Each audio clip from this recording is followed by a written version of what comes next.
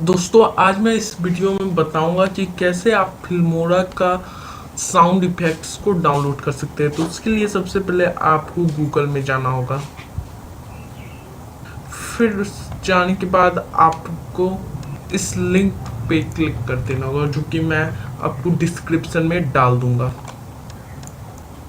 फिर इस लिंक में आने के बाद आपको नीचे जाना होगा। नीचे जाने के बाद आप आई ऑलरेडी हैव फिल्मोरा पे क्लिक करना होगा।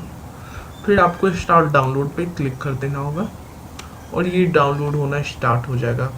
दोस्तों अगर आपको ये वीडियो पसंद आए तो इस वीडियो को लाइक कर दीजिए, हमारे चैनल को सब्सक्राइब कर दीजिए और सब्सक्राइब के बगल में जो घंटा है उसे भी दबा ही दीजिए।